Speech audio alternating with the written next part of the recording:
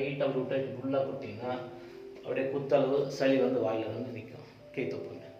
இப்போது கீழே க்ளீன் பண்ணிட்டீங்க, மேலேயும் க்ளீன் பண்ணிட்டீங்க. ஓகேங்களா? இப்போ க்ளீன் பண்ணிட்ட பிறகு கொஞ்சம் தண்ணி போட்டு லைட்டாக வாயை கொப்பிடிச்சு கீ துப்புங்க. ஓகேங்களா? இப்போ கொஞ்சம் தண்ணி எடுத்து ஃபேஸ் வாஷ் பண்ணுங்கள்.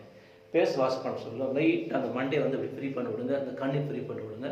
இந்த மூக்கிட்ட லைட்டாக அப்படி தேய்ச்சி விடுங்க. அப்படியே வர சொல்ல ஒரு பள்ளம் இருக்கும் பாருங்கள், இந்த பள்ளம், இந்த பள்ளத்தை லைட்டாக ரொட்டேட் கொடுங்க. இப்போ தண்ணி போட்டு லைட்டாக அப்படி கீழே ஊறி விட்டிங்கன்னா ஒரு கொத்து சளி ஆட்டாமல் கீழே வரும். சரிங்களா? இங்கே ஃபேஸில் இருக்கிற தங்குற சளி எல்லாம் கீழே வந்துடும். இப்போ உங்களுக்கு இப்போ வந்துச்சுன்னா ஃபேஸ் ஃபுல்லாக க்ளீனாக இருக்கும். எல்லாமே உங்களுக்கு ஃப்ரெஷ்ஷாக இருக்கும். இப்போ உள்ள சளியெல்லாம் எடுத்து க்ளீன் பண்ணிட்டீங்க. இப்போது இந்த சளி எதனால் வருதுன்னா நம்ம சாப்பிட்ற பொருளால் தான் அந்த சளி தங்குது. நம்ம சளி டெய்லியும் இந்த சளி எடுத்துட்டோம்னா ரொம்ப சூப்பராக இருக்கும்.